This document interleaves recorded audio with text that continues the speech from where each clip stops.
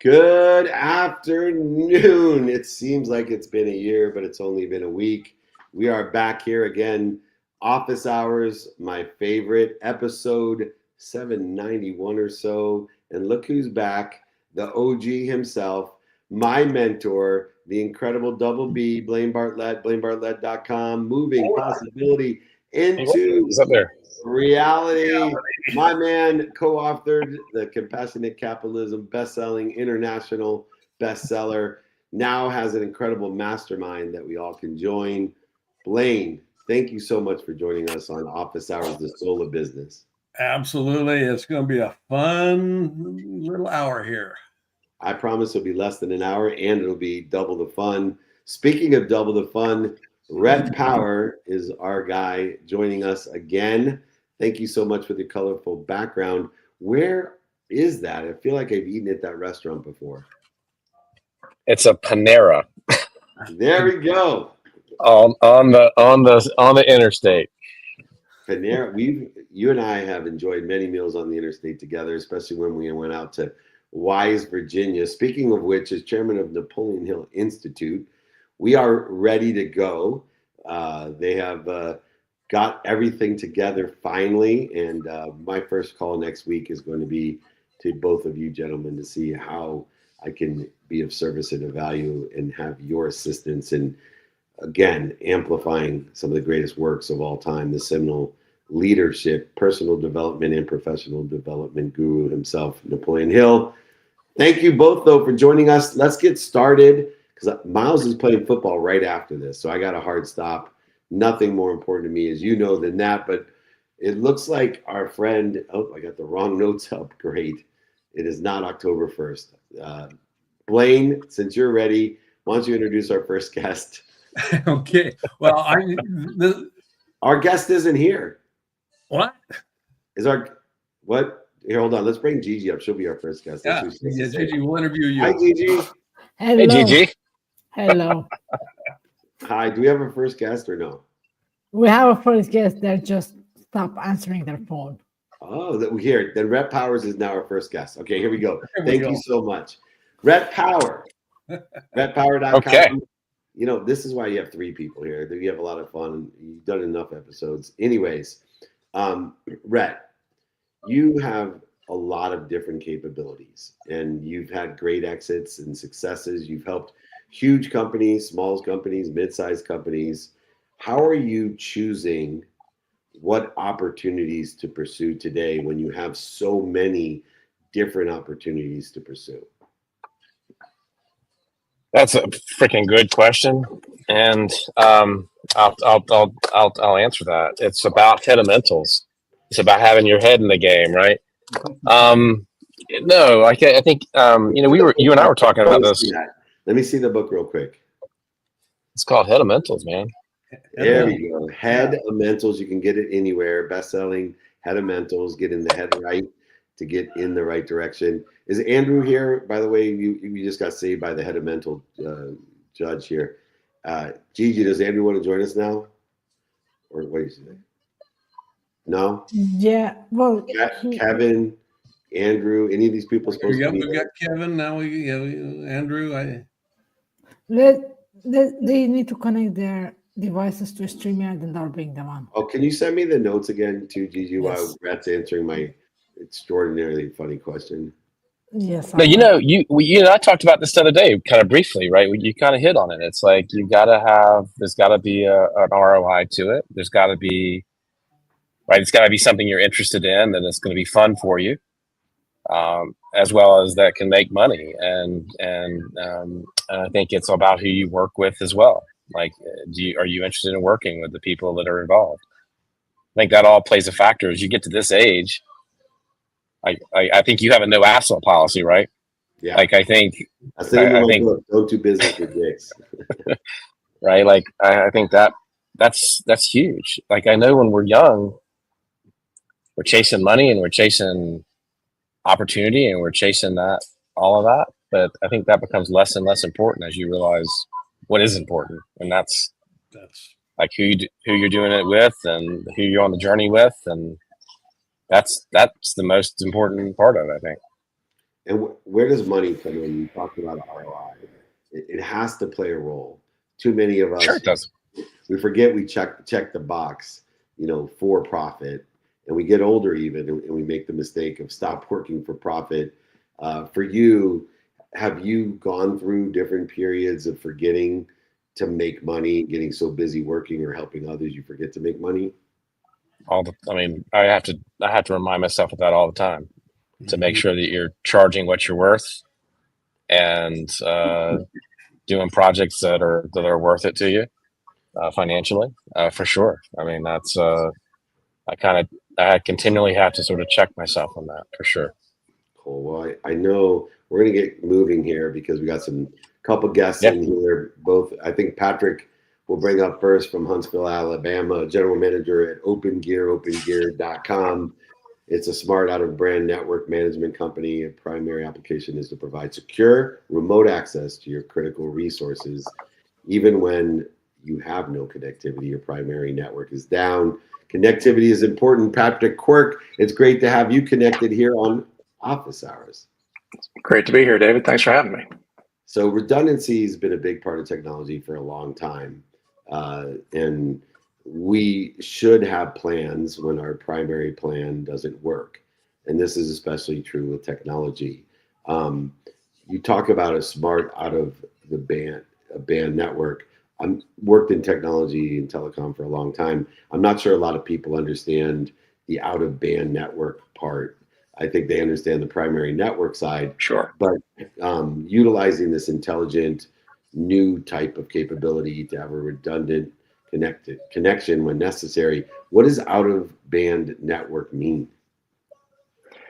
Yeah, so the simplest analogy that I can give is it's like either the frontage road next to an interstate, or you could think of it as the express lanes that are independent of the primary interstate. So, you're on vacation with your family down at the beach and you're on your way back, and in the middle of nowhere there's an accident and you sit on the interstate for 3 hours because the emergency vehicles can't get in there and they can't get it cleared. Well, what if there was a side road that was dedicated to those emergency vehicles being able to get to any point on that interstate, clear it off, and get you back up and running again? That's what an out-of-band network is. And it saves millions of dollars with big companies, I'm sure. Yeah. So the most amazing thing about that is that people do not realize the cost of downtime. It's thousands and thousands of dollars, in some cases millions of dollars a minute, depending upon what it is that you're doing. So that cost of downtime is, in some cases, nearly immeasurable, especially to your reputation as a company. Yeah, it's funny. When we did our first SAP implementation, Blaine, I know you've worked with multinational companies, but when I did our first one at Thomson Reuters, they talked about it being a $10 million implementation. I thought that was expensive until they told me, as they back end sold me, as the integration was rolling out, that pieces and parts of my sales force were going to be down for a week. Yeah. And I said, forget the 10 million, you just cost me $21 million. And thanks for telling me on the back end. But meanwhile, go ahead, Blaine. Well, and that was exactly the question. I mean, SAP is a great example of that. That whole rollout, I was part of a couple of those. And one of the things— This is why we have gray hair now. That's why I've got gray hair. It's not because of age. Yeah, I've been there, done that, Blaine. Patrick has an excuse. Grass doesn't grow on a busy street. He at least has an excuse. And I know that Rhett's chin is definitely not busy. Clearly. Oh, Lord. Your poor wife, Rhett. Sorry. Yeah. Now maybe this is intentional. I don't know. Not going to go there. There you go. Well, back to serious things, Blaine. I'm sorry. Serious. We gotta Where's this world business information? Yeah, I remember some early work years and years and years. I mean, literally decades ago. Royal Dutch Shell. They were in part renowned, and this happened, right around the first oil embargo. They were one of the very few companies that were prepared for this out-of-band event called the oil embargo. And they had a division, or not a division, they had basically a working team inside the organization at a very senior level, executive level almost. There was a scenario planning group. And their entire focus was on what ifs. what ifs. And not from the standpoint of how do we grow and scale and all that kind of stuff, but what's going to blindside us? What are, how are we going to deal with that? That is, analogous, I'm assuming, to what it is that you're working with right now in, the ways that you've actually facilitated strategic growth with your organizations that you've been affiliated with. How do you begin to position a conversation that executives are willing to have about that scenario planning, that doomsday scenario planning, particularly for small and mid-sized organizations? Larger organizations where you've got millions at risk, that's sure, it's kind of obvious, right? Yeah, but the smaller ones, how do you actually position that, if in fact you actually get away with positioning it? Yeah, so I think, Blaine, the best way to address that is you really have to talk to them about their end customer. So how is your end customer going to feel if, like, in the middle of this streamed podcast, what if the stream went down? Mm-hmm. So, all David's listeners suddenly are cut off and don't get to hear the fantastic rabble that we've got going on here, right? So you really have to start there with what is it that you are delivering? What service, what product are you delivering? And what would be the impact if you were unable to deliver it, especially in today's online digital world? People still there's still a lot of storefronts, and I think artisanry is really coming back. But that's, even with that, even artisans are online. And so if they can't get their storefront, if they can't get their product or their service out to the market, what's the impact of that? Well, the impact of that may be, your family goes lean for a month, and that's a big deal. Yeah. And we've all been there, and the worst day in a business owner's life is the day you can't make payroll. And so if you start there with what's going to be the impact, not only on your customers, but on your family that is part of your business, the people you are responsible for, then start there. And then it becomes a very easy conversation around, well, we can help you avoid that. We can help make sure that you're taking care of your employees and their families, and as well as your customers at the same time. And I think that's really the best way to frame that conversation. Thank you. That's good. Yeah, that's really, really good. I'm wondering, from you're an expert at efficiency and building efficiency and profitability. How do you do that today in such a fast-paced environment? Things are changing so fast, and at the same time have resiliency and agility and innovation. And can you have all of that at the same time? Can you have efficiency and profitability and resiliency and agility? Hey, there's, I heard you talking about it, Rhett, right as I was sitting in the green room waiting, and you were talking about how, the business is about the people, and the things that you do, it's about the people. So if you can build an organization where everybody is locked arm in arm, and they all believe in what the long-term vision is, and that vision should be beyond what you're doing today. So I try to build organizations that far outlast the day that I leave, and really try and build it so that it outlasts the other people that are in the organization. So if you start with that as your framing, then really anything is possible, because you then have everybody pulling in the same direction. Innovation starts happening faster. They're having conversations. You're attracting the best and the brightest. Other people see what's happening, and in a lot of ways, I would say it's analogous to, happiness is essentially a choice. We get to decide if we want to be happy in our lives. Well, we should carry that over to business, because if you do that and you've got the rest of your organization thinking the same way, that, hey, we can go do this, and that ability to be able to talk yourself into success is very real. And so if you do that as a starting point with the people, then really the rest of it is just downstream. The growth, the profitability, all of those things are downstream of that, because you are out there with a vision, solving problems for your customers and for their customers, and allowing them to take care of their families. And that's really what it's all about. So you start with that as the foundation, get the organization going, get everybody focused in one direction. Innovation starts happening naturally because people are pulling in that same realm. innovation starts happening, you start getting more efficiencies. People are constantly looking for, how can we do it better? How can we solve this problem easier and really make it something that is of value to the end customer? So yeah, I think they're both possible. They're all possible at the same time. Napoleon Hill could not have said it better. It may seem a little bit quirky to prepare for what doesn't exist or what we can't see, but he's Patrick Quirk. It's not a problem at Open Gear.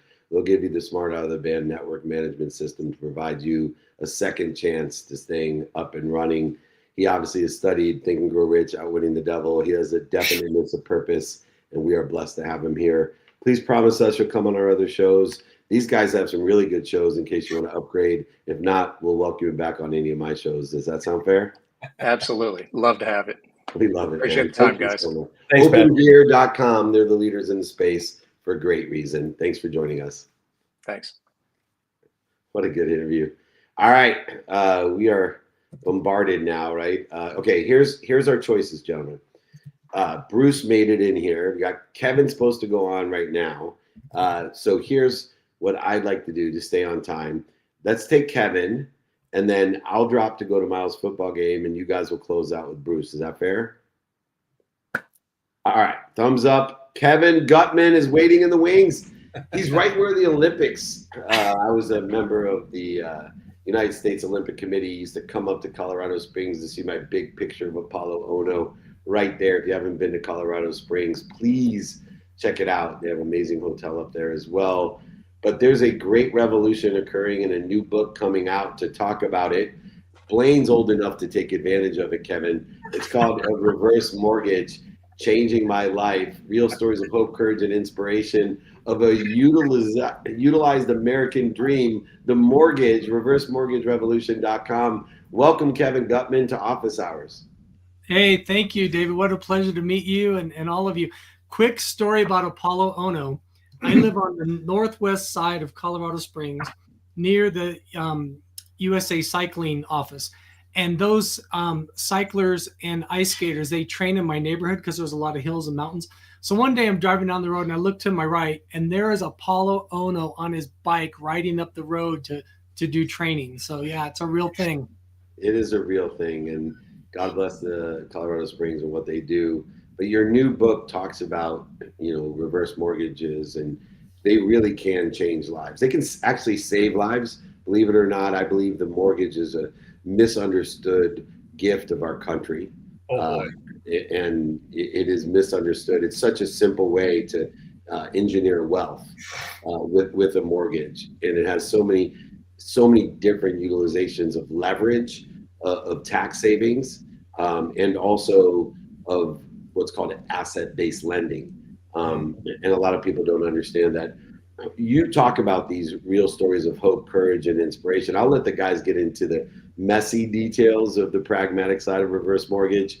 I'm more interested in a story of hope, courage, and inspiration of somebody who maybe saved their life because they understood what a reverse mortgage was. Well, I'm helping somebody right now. Tomorrow, I'm going to her home in town, and she's behind in their property taxes. She will lose her house at the end of this month if she doesn't pay those property taxes. Sadly, her only option is a reverse mortgage. So we're going to help her. She's going to be able to save her house, live in her house. But there's also great stories, fun stories. Like I think about Grandma Pat, who lives in Grand Junction, Colorado. And I always ask people, I say, why do you want to do this? How's this going to help you? He says, I was a single mom. Now my daughter's a single mom. I have 3 grandsons, and I want to make memories with these grandsons. So she got a reverse mortgage specifically to fund these fun vacations for her grandsons. This summer, they went to Turks and Caicos. Yeah. She was telling me about other trips they're going to take. But it used to be, David, it used to be a loan of last resort. But what's happening now is people are waking up to the idea of leverage and saying, wait a second, I got all this money sitting here doing nothing. What if I could put some of it to work, velocity of money, buy another home, buy another business, vacations, whatever, help my kids finance a home. Here's another one. Most people don't have long-term care insurance. 12% of Americans have it. 2/3 are going to need some form of long-term care. How do they pay for it? Well, they can finance it with a reverse mortgage. So yeah, you're right. It's catching on more and more and becoming more appealing to people as they understand it and learn how it can really improve their life. Hey Blaine, if I retire and I can't afford healthcare, I'm just going to go on cruises. They got free healthcare, and They got free healthcare on the boat. Exactly. That's definitely the plan. But go ahead, Blaine. Question the quality of it, but it's free. I don't care. It's fine. I'm kidding. Go ahead. Yeah, Kevin. There's only 200 plus certified reverse mortgage professionals, in the country, and you're one of the premier ones here. So, for those of you that are listening, and I'm generally familiar with the concept, but can you walk us through why I would want one, and what's the not the banking process of it, but just what's the process involved? Yeah. It's very similar to a traditional mortgage, except there's no payment required. And because it's a non-recourse loan, the borrower does not have to pay it back. The only way the lender gets their money back is the sale or refinance of the home when the last person moves out. No debt can be passed on to the estate, to the heirs, because it's a non-recourse loan. Most mortgages we're personally liable for, not a reverse mortgage. So how it works is, just like a traditional mortgage, we collect a few points of data, about 6 or 7 documents. It's very easy to qualify for. Most people qualify just with their Social Security income. And takes about 30 days. We do appraisal. We get title report. If there's a payoff, we get that. And it's just a normal underwriting process, except it's a manual underwrite. And so they do take a little bit longer than a traditional mortgage. But yeah, it's just a traditional process, if you will. Takes a little bit longer because it's manual underwrite. But the two big differences are no monthly payments required and no repayments required because it's a non-recourse loan. And I get to keep the proceeds. Right. So you stay on title. This is a big myth. People think, oh yeah, I know, I signed over my house to the lender. You do not. You stay on title the whole time. It's just like the mortgage anybody has now. They're on title. They have a lien against the property. Same thing. When they move out, when the last person permanently moves out, the house is sold or refinanced, the balance is paid off, whatever's left, like you just said, goes to the heirs, to the estate, to the borrower.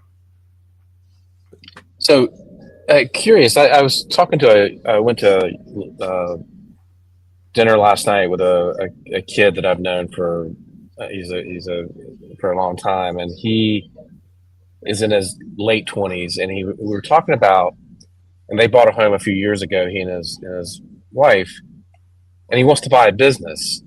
And so we were talking about, using home equity, a line of credit, or like, what's the best for somebody that young, or is this really for older people? I think the misconception, in my view, is that this is for older people. This is for people like my dad who want to, go live on a cruise ship, right, for a year, right? But like, who's this for? Can you take it out to buy a business? Can you take it out? Like, so anybody who's the best customer for this? Yeah. A homeowner 62 years or older who wants to remain on title, retain their independence, and entertain the lifestyle they've worked for, gain access to their equity, not have a monthly mortgage payment, not have to pay it back. The program's been around since 1961, Rhett. And okay. For 27 years, here's why people think they're bad. For 27 years, they were unregulated. So a lot of people got taken advantage of and lost their home. But our government started regulating them. Reagan passed sponsored a bill or signed a bill from Congress 1988, and it's called the Home Equity Conversion Mortgage. And over the years, they've improved it and made it even safer for seniors. So there's been over 1.2 million people who've taken out a reverse mortgage. AARP did a survey, found that 94% were satisfied or very satisfied. In other words, the loan was doing what it's supposed to do: keep a senior homeowner in their home, not pay a payment, gain access to their equity. The number one fear a senior has is outliving their income, outliving their resources. That's their number one fear. They probably haven't met Napoleon Hill. So we try to help them just ease some of that pain, some of that stress, to say, look, here's all this money sitting here that you have access to should you need it. Okay, so I'm not even qualified. I'm not even qualified for this, and he isn't either. Neither Okay. am I, All brother. right. Only one of us Take here is care of you old enough both. for this shit. Well, Only For one my of time, us I'll here take is it not first. old. He for may homes not look over like $1 yours. million, we have a proprietary program. So the most loans, most reverse mortgages are FHA backed, under 1.2 million. For properties over $1 million, like in California and the West Coast and the East Coast, Northeast, we have proprietary programs, 1 million up to 10 million, and rates are a little bit higher, fees are a little bit less, but for people that really want to take advantage, high net worth individuals who really want to use leverage and get that money working for them, we have other options for them. Yeah, if in that age range too, one of the benefits is obviously on a sale of the home, the tax savings by not selling the home to get the equity out is an extraordinary opportunity when you get especially above $1 million in that range as well. So there's many different benefits. A 4-time Amazon best-selling author, one of just 220 certified reverse mortgage professionals.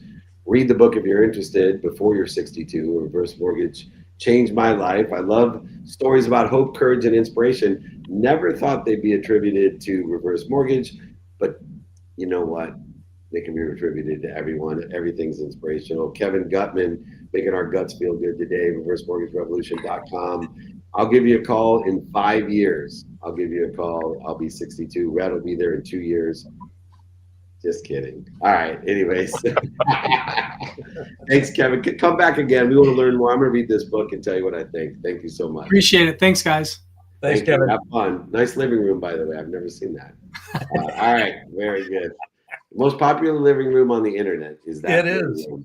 Anyway, I'm going to introduce our guest, and then I'm going to run away to my son's football game. I hope everybody appreciates the non-negotiable time I spend with my family.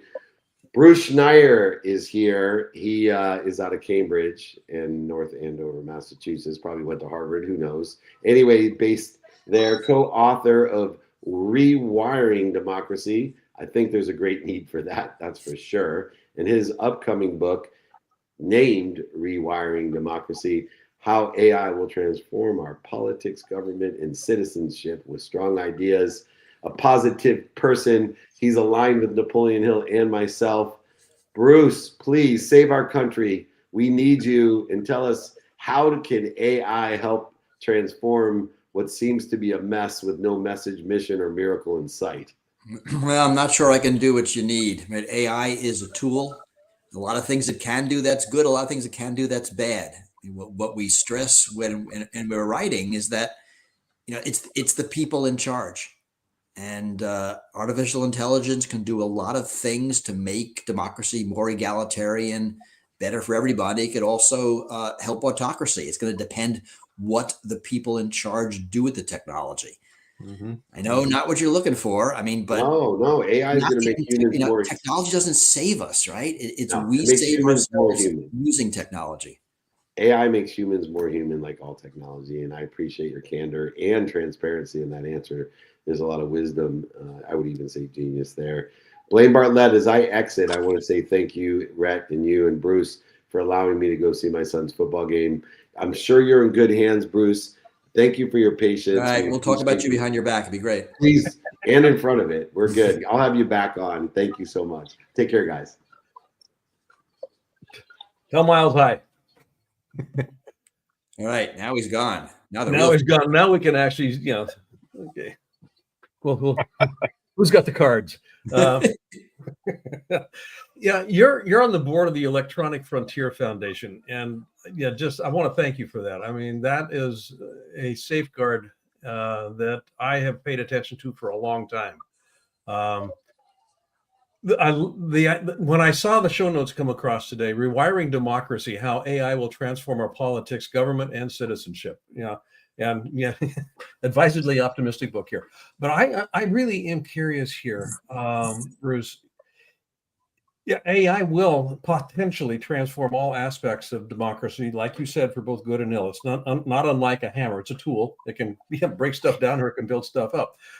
How do you see AI actually facilitating a reclamation in the various ways that word gets defined, a reclamation of democracy, as we would like to think of it from an idealistic perspective? mean, I think the through line is power, right? Mhm. AI, like many technologies, is a power enhancing tool. And to the extent it makes citizens more powerful, that's good. That's good for democracy. To the extent that makes the already powerful even more powerful, right? That's less equality. That's bad for democracy. So we talk about how AI tools are helping people run for office. And this is not national office. This is local office where there's no money, no staff, and AI tools are giving more people the ability to run for office. AI is increasing access to justice by making attorneys more powerful, more able to do things. So if you're stuck with a public defender, you might be able to do better. There's ways AI is helping organization, whether it's unions or citizen groups, people get involved with local government. These are all ways that these technologies are making individuals more powerful. We can go the other way, and we see it, right? The way AIs are making the already powerful more powerful, finding loopholes in laws or in taxes, right? I mean, you and I could both do that, but the richer you are, the more benefit you'll have from those loopholes. Yeah. A lot of what we write about are experiments all around the world, not just the US, in Singapore, in France, in Chile, Switzerland, where governments are using these tools in ways that benefit democracy. And right, we get the choice. Like, we decide whether the tools will be used that way or they'll be used in an autocratic way. Because I could have written a different book on how AIs will change autocracies, and it'll be just as interesting, but like not what we want. Yeah. Good. Thank you. Yeah, it's definitely an interesting time for sure, and I think we're at sort of this seminal moment, and talked about this before. But I was with my sons for Parents Weekend this past weekend at university, and we were talking about the constant messaging that they're getting, and they're 20-year-old college students. They're getting bombarded with messages of hate, and these people are causing your problems and are gonna there's no hope for you as a 20-year-old. There's the job market's not going to be there. The constant negative messaging that they get is really, really, it's hard to combat, number one, and it's just astounding because so much of it is fake. It's generated to create that. How do we combat? I mean, it's a global issue, I think. And how do we bring the world together to deal with this collectively? Because I think that's the only way to really. Go ahead. Sorry. And a lot of it we have to blame modern social media. The way it works, that profits are made through engagement. Right? It's not how happy you are at the end of the year. If Facebook made money based on subscriptions, they want you to be a satisfied customer. And if being on once a week for an hour makes you the most satisfied, that's what they'll want. But the business model is based on the number of minutes you spend on the platform, and the algorithm figured out that getting you enraged gets you engaged. And that's why you have these polarization, why you have the negative messages, why you have what I think of as politics of sport. My team good, your team bad. Right? So that is, in effect, the business model of social media. You change that business model, and overnight that changes. So lay on top of that, right, the ability for everybody to have their own platform. Now, we don't want to go back to the 70s where it's just like, everybody on TV looked the same, right? And it's the red white guys that have the platform. A lot of benefit now that there's more voices, but more voices again in this system where everybody gets to speak. It's the extreme voices that speak the loudest because, again, that's engagement. So there's a lot here. I mean, it's very human, and it's the mode of the technologies. There are things we can do. We need to deliberately decide to do it, right? If surveillance wasn't a legal business model, if it wasn't legal for Facebook or Google to spy on you in exchange for you having free services? Right? We could decide that. Like, we decided that surveillance and manipulation are valid business models. So this is not an AI thing. This is very much a core tech thing. When I think of AI in the book, it's not generative AI. It's not chatbots. A lot of AI has nothing to do with the generative nature of ChatGPT and those Midjourney and those systems. Right? You know, we had an AI last year basically win a Nobel Prize in medicine. It was not a generative system, but it did protein folding at a sophistication that no human brain could do. That's kind of awesome. Yeah, it is. You know, we're going to close off on this, and I want to thank you for hanging, with us, Bruce. Well, The I idea. was late, so you did me a solid here. So Oh no, this is fine. It's capitalism, and then, this is office hours. Yeah, so we're it's a kind of a business show per se. At least in one sense, we'd like to pretend that it is, but capitalism won't exist without democracy. Democracy disappears and oligarchy begins to show up. I don't know if we know that, because we're seeing countries like Singapore, Well, there's a China, democratic thread right, there. that have market economies to an extent. Mm-hmm. But we thought in like the 90s, right, you give people markets and democracy follows. I think China proved that wrong. Now, understanding that, I mean, I'm not that kind of political scientist, but both of those systems, capitalism and democracy, are information systems that leverage conflict to solve problems, right? Now, that made a lot of sense in the mid 1700s when we invented those systems.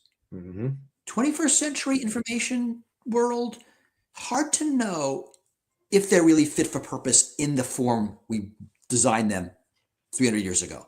Now, that's kind of weird to say and very theoretical, but the costs of coordination are gotten cheaper.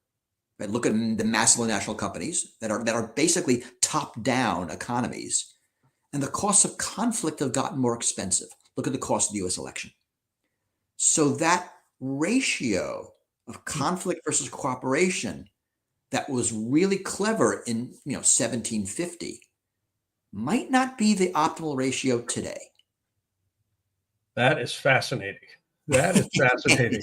Yeah, I'm glad I lifted the lid up on. That's we can wow. talk about that another time. I'll come on time next time. Rhett and I both have got shows. David's got a couple of other shows. I would love to have you on my Soul of Business podcast. This is a conversation that would be a wonderful deep dive. And I gotta have that conversation as a